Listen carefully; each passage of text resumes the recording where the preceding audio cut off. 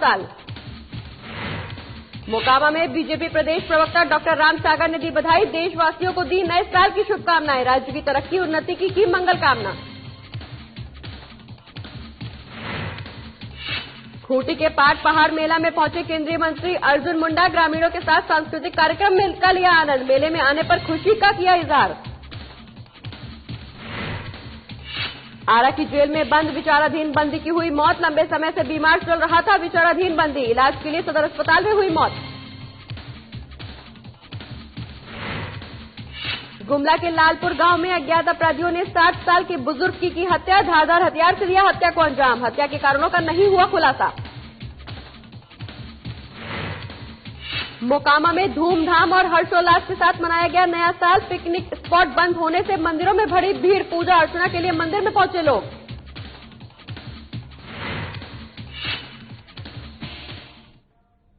चलिए खबरों की शुरुआत करेंगे, जहां मुख्यमंत्री हेमंत सोरेन ने झारखंड की सभी जनता और देशवासियों को नए साल 2021 की हार्दिक बधाई और शुभकामनाएं ट्वीट के माध्यम से दी। उन्होंने आशा व्यक्त की है कि साल 2021 झारखंड वासियों के लिए सुख, शांति, उन्नति, समृद्धि और अनंत सफलताओं का साल होगा। उन्होंने कहा कि नया साल सभी झारखंड वासियों के जीवन में खुशहाली लाए। वहीं मुख्यमंत्री ने विकसित, समृद्ध और नए झारखंड के निर्माण के लिए प्रदेश के सभी जनता से सरकार के विकास यात्रा में सहभागी बनने का आह्वान भी किया।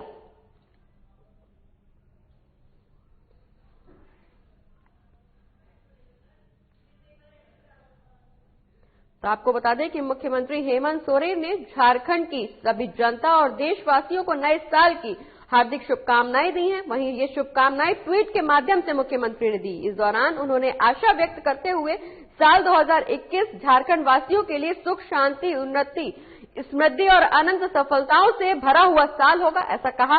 वहीं उनका कहना है कि सभी झारखंड वासियों के जीवन में नया साल खुशहाली लेकर आए।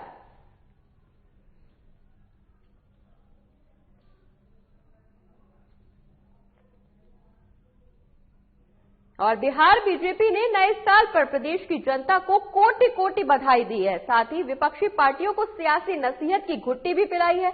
मोकामा में मीडिया से मुखातिब प्रदेश प्रवक्ता बीजेपी डॉक्टर राम सागर सिंह ने सूबे की जनता को नए साल की मुबारकबाद दी और राज्य की तरक्की, उन्नति की मंगल कामना भी की है। वहीं इस दौरान डॉक्टर राम सागर सिंह ने नए साल के मुबारकबाद के मौके पर बिहार की तमाम सियासी पार्टियों को विकास कार्यों में आगे आकर एकजुटता का परिचय देने की सलाह भी दी है। प्रदेश बीजेपी प्रवक्ता के अनुसार सभी लोगों के लिए सम्मिलित प्रयास से ही सूबे में विकास का पहिया तेजी से आगे बढ़ पाएगा।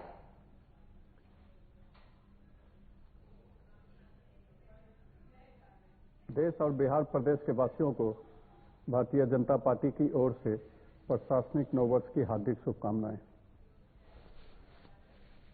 बिहार तरक्की के रास्ते बढ़े, कोरोना काल से मुक्ति इस वर्ष में मिले और पक्ष और विपक्ष सारे लोग मिल करके बिहार के तरक्की के लिए आगे आएं और मिल करके विकास की योजनाओं को जन जन तक पहुंचाने का काम करें।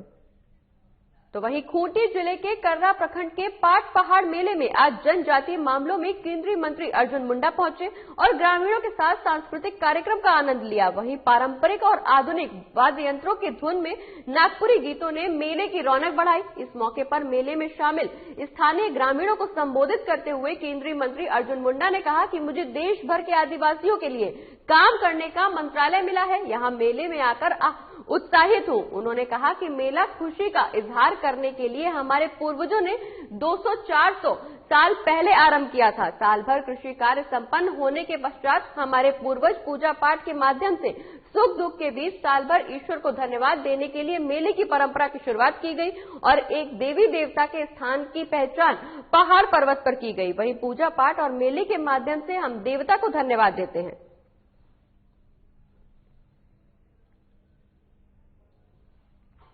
पहले के दिनों में 200 साल, 300 साल, 400 साल पहले जो इस तरह का आयोजन करके कि फलाना दिन फलाना गांव में सब लोग मिलेंगे, उसके पीछे का कारण यही था कि अनाज जब खेत से आ जाएगा तो हम एक साथ खुशहाली मनाएंगे, एक साथ आनंद मनाएंगे। एक साथ मिलेंगे, नाचेंगे, गाएंगे, आनंद और खुशी मनाएंगे। हम लोग के पूर्वज लोग इसलिए शुरू किया था और एक देवी देवता का स्थान का जो ताकत है उसको पहचाना था और इसलिए यहाँ डुफू पहाड़ में पूजा होता है, पाठ पूजा होता है और उसके माध्यम से हम खुशहाली का इजहार करते हैं।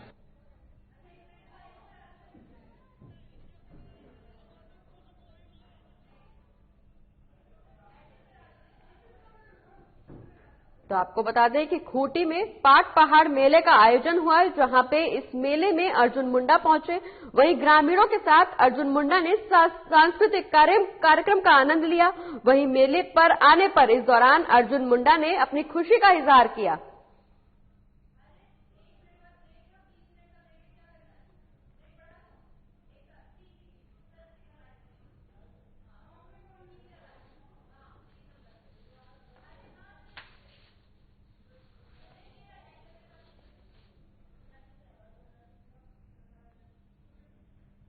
चलिए आगे बढ़ेंगे और आपको आइए ले चलते हैं सीधा राजधानी रांची, जहां प्रधानमंत्री आवास योजना शहरी के तहत राजधानी रांची में जापानी तकनीक से 1008 फ्लैट बनेंगे। आज प्रधानमंत्री नरेंद्र मोदी ने इन लाइट हाउस प्रोजेक्ट का शुभारंभ किया।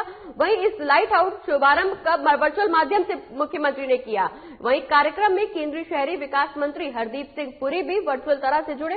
इस दौरान कार्यक्रम में झारखंड मुख्यमंत्री हेमंत सोरेन भी मौजूद हैं। एक उत्तम उदाहरण है। हमें इसके पीछे जो बड़े विजन को भी समझना हो। एक समय में आवास योजनाएं केंद्र सरकारों की प्राथमिकता में उतनी नहीं थी जितनी होनी चाहिए। सरकार घर निर्माण की बारीकियों और क्वालिटी पर नहीं जाती थी, लेकिन हमें पता है बिना काम के विस्तार में ये जो बदलाव किए गए हैं, अगर ये बदलाव न होते कितना कठिन होता। आज देश ने एक अलग अप्रोच चुनी है, एक अलग मार्ग अपनाया है। साथियों, हमारे यहां ऐसी कई चीजें हैं जो प्रक्रिया में बदलाव किए बिना ऐसे ही निरंतर चलती जाती है, चलता है, होने दो। हाउसिंग से जुड़ा मामला भी बिल्कुल ऐसा ही रहा है। हमने इसको बदलने की ठानी। हमारे देश को बेहतर टेक्नोलॉजी क्यों नहीं मिलनी चाहिए? हमारे गरीब को लंबे समय तक ठीक रहने वाले घर क्यों नहीं मिलने चाहिए? हम जो घर बनाते हैं वो तेजी से पूरे क्यों ना हो? सरकार के मंत्रालयों के लिए ये जरूरी है कि वो बड़े और सुस्त स्ट्रक्चर जैसे ना हो, बल्कि स्टार्टअप की तरह चुस्त भी हो और दुरुस्त भी होने चाहिए। इसके लिए हमने ग्लोबल हाउसिंग टेक्नोलॉजी चैलेंज का आयोजन किया और दुनिया भर की अग्रणी कंपनियों को हिंदुस्तान में निमंत्रित किया। मुझे खुशी है कि दुनिया भर की 50 से ज्यादा इनोवेटिव कंस्ट्रक्शन टेक्नोलॉजी ने इस समारोह में हिस्सा लिया, इस स्पर्धा में हिस्सा लिया। इस ग्लोबल चैलेंज से हमें नई टेक्नोलॉजी को लेकर इनोवेट और इंक्यूबेट करने का स्कोप मिला है। इसी प्रक्रिया के अगले चरण में अब आज से अलग अलग साइट्स पर 6 लाइट हाउस प्रोजेक्ट का काम शुरू हो रहा है। ये लाइट हाउस प्रोजेक्ट्स आधुनिक टेक्नोलॉजी और इनोवेटिव प्रोसेस से बनेंगे। इसमें इंफ्रास्ट्रक्चर का टाइम कम होगा, इसमें कंस्ट्रक्शन का टाइम कम होगा और गरीबों को ज्यादा रेजिलिएंट, अफोर्डेबल और कंफर्टेबल घर तैयार होंगे।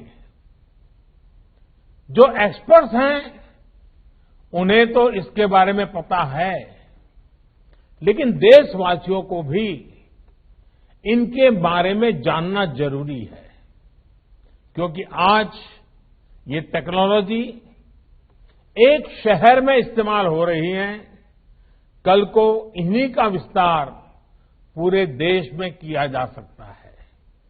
साथियों, इंदौर में जो घर बन रहे हैं वो उनमें ईंट और गारे की दीवारें नहीं होगी, बल्कि pre fabricated sandwich panel system इसमें इस्तेमाल होगा।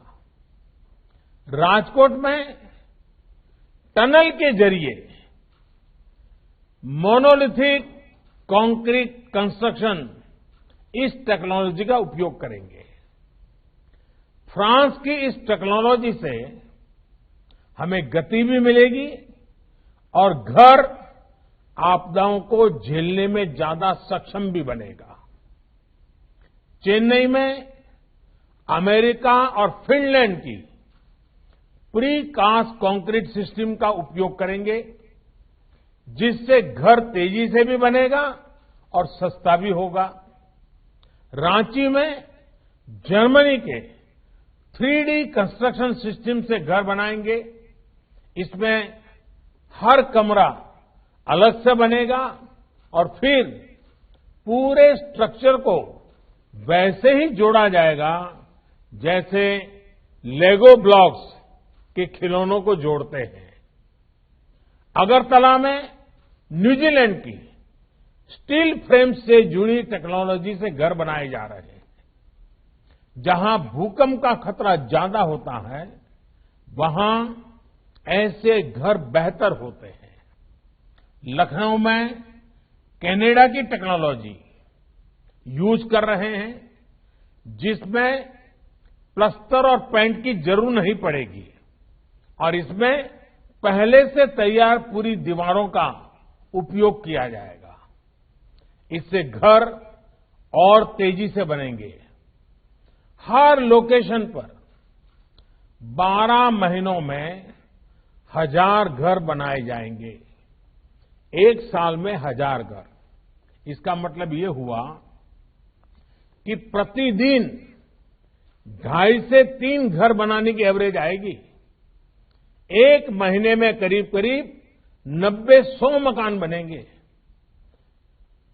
और साल भर में 1000 मकान बनाने का लक्ष्य है। अगली 26 जनवरी के पहले इस काम में ये सफलता पाने का इरादा है। साथियों, ये प्रोजेक्ट एक प्रकार से इंक्यूबेशन सेंटर्स ही होंगे,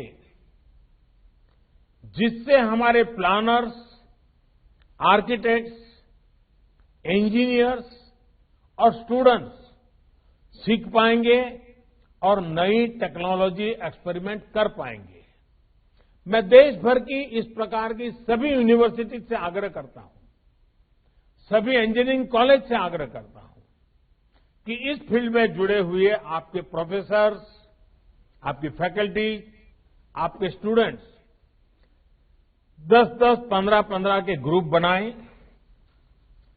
एक वीक के लिए इन 6 साइट पर रहने के लिए चले जाएं, पूरी तरह उसका अध्ययन करें, वहां की सरकारें भी उनको मदद करें और एक प्रकार से देश भर की हमारी यूनिवर्सिटी के लोग ये जो पायलट प्रोजेक्ट हो रहे हैं, एक प्रकार से इंक्यूबेटर्स हो रहे हैं, वहां जाकर के टेक्नोलॉजी, और मैं ये चाहूंगा कि हमें आंख बंद करके किसी तो प्रधानमंत्री नरेंद्र मोदी को सुन रहे थे आप, जहां राजधानी रांची में शहरी विकास आवास योजना के तहत प्रधानमंत्री नरेंद्र मोदी ने आज इसका शुभारंभ किया। वहीं इस योजना का शिलान्यास प्रधानमंत्री मोदी ने वर्चुअल के माध्यम से किया। इस दौरान झारखंड के मुख्यमंत्री हेमंत सोरेन के साथ साथ शहरी विकास मंत्री भी इस कार्यक्रम में मौजूद रहे। और खबरों का सिलसिला लगातार जारी रहेगा, लेकिन फिलहाल वक्त एक छोटे से ब्रेक का, जल्द लौट रहे हैं।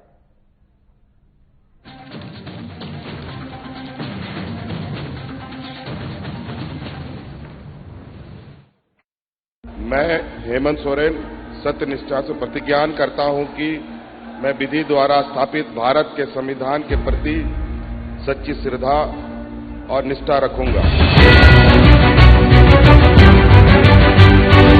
शपथ ग्रहण के कुछ घंटे बाद ही मंत्रिपरिषद की बैठक और जिस पत्थलगड़ी ने राज्य को अशांत कर रखा था, उसका समाधान हुआ। हजारों ग्रामीणों पर दर्ज प्राथमिकी वापस लेने का आदेश जारी। महिलाओं के खिलाफ हुए अपराध की त्वरित सुनवाई के लिए 22 फास्ट ट्रैक कोर्ट के गठन को मंजूरी। गरीबों के असाध्य रोगों के बेहतर इलाज हेतु 5 लाख तक की सरकारी मदद को अमली जामा पहनाया गया। जरूरतमंदों को भोजन उपलब्ध कराने के लिए 6,595 मुख्यमंत्री दीदी किचन, मुख्यमंत्री विशेष किचन, 1300 दाल भात केंद्र, राज्य भर के अस्पतालों में isolation ward, Covid ward, oxygen युक्त बेड, आईसीयू, वेंटिलेटर और संक्रमण के जांच की व्यवस्था हुई। अब जरूरत थी प्रवासी श्रमिकों को वापस लाने की। देश में सबसे पहले यहीं से पहल हुई और 484 श्रमिक एयरलिफ्ट 8.50 लाख श्रमिक भाइयों को श्रमिक स्पेशल ट्रेन से वापस लाया गया। 25 करोड़ मानव दिवस का सृजन एवं 20,000 करोड़ पारिश्रमिक देने के लक्ष्य के साथ योजना लागू की गई। श्रमिकों की मेहनत को सम्मान प्राप्ति के लिए बीआरओ से एमओयू हुआ और देश की सीमा पर सड़क निर्माण में संलग्न हुए। झारखंड की भावना को प्रतिबिंबित करने वाले राज्य के नए प्रतीक चिन्ह का अनावरण हुआ।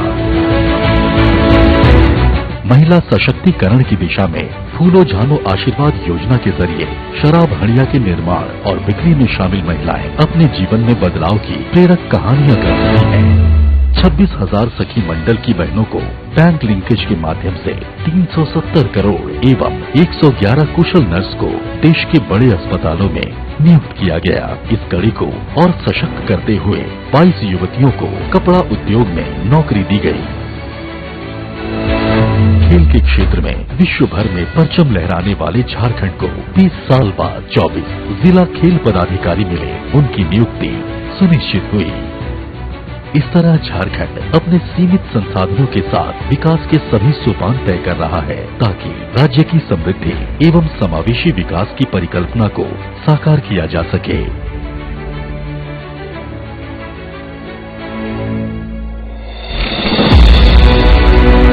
आइए साथ चलें, नए झारखंड की राह चलें।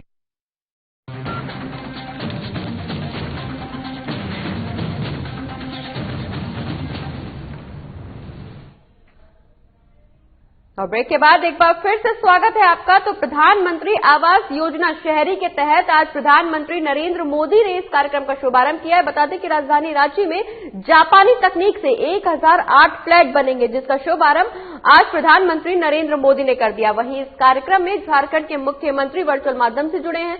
वहीं शहरी विकास मंत्री हरदीप पुरी भी इस दौरान कार्यक्रम में वर्चुअल माध्यम से जुड़े हैं, जहां लगातार प्रधानमंत्री नरेंद्र मोदी जनता को संबोधित करते हुए नजर आ रहे हैं। आपको बता दें कि राजधानी रांची में जापानी तकनीक से इनलाइट हाउस प्रोजेक्ट का आज शुभारंभ कर दिया गया है। वहीं ये शुभारंभ प्रधानमंत्री नरेंद्र मोदी ने वर्चुअल के माध्यम से किया। बता दें कि इस तकनीक में जापानी तकनीक के तहत इस योजना में 1008 फ्लैट राजधानी रांची में बनाए जाएंगे, जिस कार्यक्रम का शुभारंभ, जिस योजना का शुभारंभ आज प्रधानमंत्री द्वारा कर दिया गया है। तो राजधानी रांची में 1008 फ्लैट बनेंगे। आपको बता दें कि प्रधानमंत्री आवास योजना के तहत ये सारे फ्लैट्स बनेंगे। डगमगा गया था, वजह क्योंकि कीमतें इतनी ज्यादा हो गई थी। एक और भरोसा जो टूट गया था वो ये कि क्या कानून हमारे साथ देगा कि नहीं देगा। अगर बिल्डर के साथ कोई झगड़ा हो गया, मुसीबत आ गई, तो ये भी एक चिंता का विषय था। हाउसिंग सेक्टर की ये स्थिति हो गई थी कि किसी गड़बड़ी की स्थिति में सामान्य व्यक्ति को ये भरोसा ही नहीं था कि कानून उसके साथ खड़ा होगा। और साथियों, इन सब से वो किसी तरह निपटकर आगे बढ़ना भी चाहता था। तो बैंक की ऊंची ब्याज, कर्ज मिलने में होने वाली मुश्किलें, उसके और इन सपनों को फिर एक बार नीचे पस्त कर देती थी। आज मुझे संतोष है कि बीते 6 वर्षों में देश में जो कदम उठाए गए हैं, उसने एक सामान्य मानवी का, खास करके मेहनतकश मध्यम वर्गीय परिवार का ये भरोसा लौटाया है कि उसका भी अपना घर हो सकता है, अपना मालिकी का घर हो सकता है। अब देश का फोकस है गरीब और मध्यम वर्ग की जरूरतों पर। अब देश ने प्राथमिकता दी है शहर में रहने वाले लोगों की संवेदनाओं को, उनकी भावनाओं को। प्रधानमंत्री आवास योजना के तहत शहरों में बहुत ही कम समय में लाखों घर बनाकर दिए जा चुके हैं। लाखों घरों के निर्माण का काम जारी भी है। साथियों, अगर हम पीएम आवास योजना के तहत बनाए गए लाखों घरों के काम पर नजर डालें तो उसमें इनोवेशन और इम्प्लीमेंटेशन दोनों पर फोकस मिलेगा। बिल्डिंग मटेरियल से मैं स्थानीय जरूरतों और घर के मालिक की अपेक्षाओं के अनुसार इनोवेशन नजर आएगा। घर के साथ साथ दूसरी योजनाओं को भी एक पैकेज के रूप में इससे जोड़ा गया है। इससे जो गरीब को घर मिल रहा है उसमें पानी, बिजली, गैस, ऐसी जो उसकी आवश्यक सुविधाएं हैं, ऐसी अनेक सुविधाएं सुनिश्चित की जा रही हैं। इतना ही नहीं, पारदर्शिता सुनिश्चित करने के लिए हर घर की जियो टैगिंग की जा रही है। जियो टैगिंग के कारण हर चीज का पता चलता है। इसमें भी टेक्नोलॉजी का पूरा इस्तेमाल किया जा रहा है। घर निर्माण के हर स्टेज की तस्वीर वेबसाइट पर अपलोड करनी पड़ती है। घर बनाने के लिए जो सरकारी मदद है वो सीधे लाभार्थी के बैंक खाते में भेजी जाती है। और मैं राज्यों का भी आभार व्यक्त करूंगा क्योंकि इसमें वो भी बहुत सक्रियता से साथ चल रहे हैं। आज कई राज्यों को इसके लिए सम्मानित करने का भी मुझे सौभाग्य मिला है। मैं इन राज्यों को जो विजयी हुए हैं, जो आगे बढ़ने के लिए मैदान में आए हैं, उन सभी राज्यों को विशेष रूप से बधाई देता हूं। साथियों, सरकार के प्रयासों का बहुत बड़ा लाभ शहरों में रहने वाले मध्यम वर्ग को हो रहा है। मध्यम वर्ग को अपने पहले घर के लिए एक तय राशि के होम लोन पर ब्याज में छूट दी जा रही है। अभी कोरोना संकट के दौरान भी सरकार ने होम लोन पर ब्याज में छूट की विशेष योजना शुरू की। मध्यम वर्ग के साथियों के जो घर बरसों से अधूरे पड़े थे, उनके लिए 25,000 करोड़ रुपए का विशेष फंड भी बनाया गया है। साथियों, इन सारे फैसलों के साथ ही लोगों के पास अब रेरा जैसा कानून की शक्ति भी है।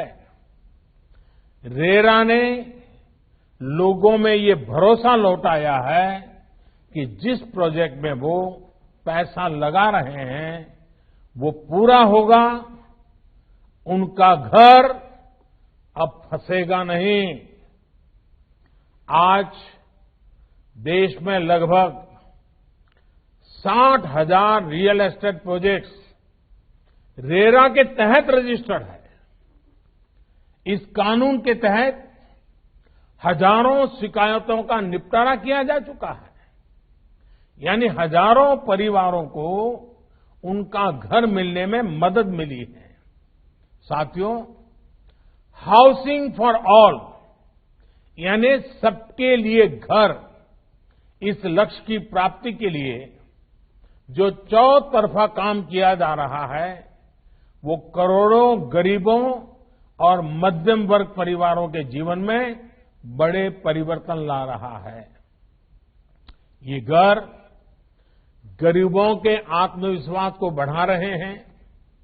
ये घर देश के युवाओं के सामर्थ्य को बढ़ा रहे हैं। इन घरों की चाबी से कई द्वार एक साथ खुल रहे हैं। जब किसी को घर की चाबी मिलती है ना, तब वो दरवाजा या चार दीवार इतना तक नहीं होता है। तो प्रधानमंत्री नरेंद्र मोदी का संबोधन सुन रहे थे आप, जहां उन्होंने पीएम आवास योजना का शुभारंभ कर दिया। आपको बता दें कि इस योजना के तहत जापानी तकनीक से 1008 फ्लैट्स बनाए जाएंगे। वहीं इस दौरान प्रधानमंत्री मोदी ने कहा कि अब हर किसी का अपना घर का सपना इस योजना के माध्यम से पूरा हो सकता है। वहीं आपको ये भी बता दें कि इस कार्यक्रम में वर्चुअल माध्यम से जुड़े थे प्रधानमंत्री नरेंद्र मोदी।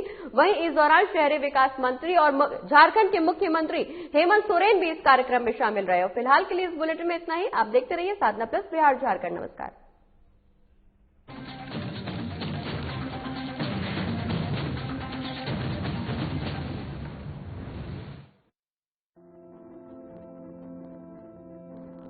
कोरोना का संकट अभी टला नहीं है, इसलिए लापरवाही बिल्कुल नहीं। जब भी घर से बाहर निकलें, मास्क जरूर लगाएं। दूसरी बात, एक दूसरे से कम 2 गज की दूरी बनाएं।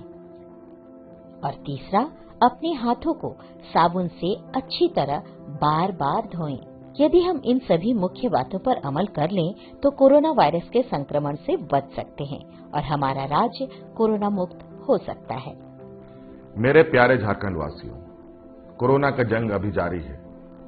हम और आप मिलकर ही इस जंग को जीत